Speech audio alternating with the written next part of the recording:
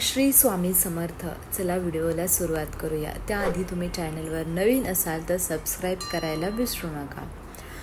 हिंदू धर्मातील प्रत्येक देवाऱ्यात या गोष्टी आहेत त्या आढळल्याच पाहिजेत. प्रत्येक देवघरामध्ये या गोष्टी तर पाहिजेतच. कोणत्या आहेत त्या गोष्टी ते आपण बघणार आहोत. त्यासाठी हा व्हिडिओ तुम्ही शेवटपर्यंत नक्की बघा. देवाऱ्यात विविध देवतांची मूर्ती, फोटो आणि पूजेचे साहित्य तर हे ठेवलं जातं.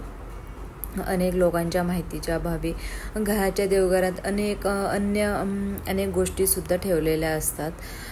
वास्तुशास्त्रात देवाऱ्याच्या वस्तूंशी संबंधित काही नियम सांगण्यात आलेले आहेत. ते आपण ह्या गोष्टींची काळजी घेतल्याने अनेक प्रकारच्या समस्या दूर होतात. यासाठी घराच्या देवाऱ्यात कोणत्या वस्तू ठेवाव्यात आणि कोणत्या ठेवू नयेत या संदर्भात आपण बघूया. पहिली गोष्ट म्हणजे आहे कलश.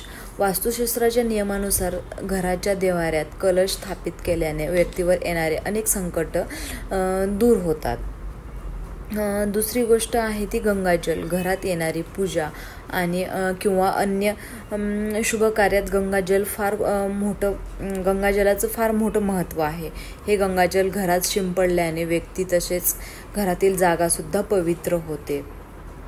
आणि तिसरी गोष्ट आहे ती शंख आहे. तुम्हाला सुद्धा शुभ परिणाम हवे असतील तर दक्षिणावर्ती शंखात गंगाजल सुद्धा घराच्या देवघरात ठेवू शकता.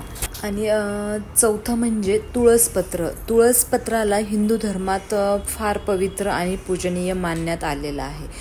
घराच्या देवाऱ्यात तुळसपत्र ठेवल्याने मंदिराची पवित्रता फार वाढते. आणि तसंच तुळशीला तर रोज सकाळी आपण पाणी पण घातलं पाहिजे. तुळशीचं हिंदू धर्मामध्ये खूपच महत्त्व आहे. तर अशा प्रकारे या 4 गोष्टी आहेत. तुम्ही आवर्जून तुमच्या देवघरात ठेवा. याने तुमच्या आयुष्यावर घरावर चांगल्या प्रकारचा परिणाम येईल. व्हिडिओ जर आवडला असेल तर लाईक करा आणि चॅनलवर नवीन असाल तर सबस्क्राईब करायला विसरू नका. श्री स्वामी समर्थ.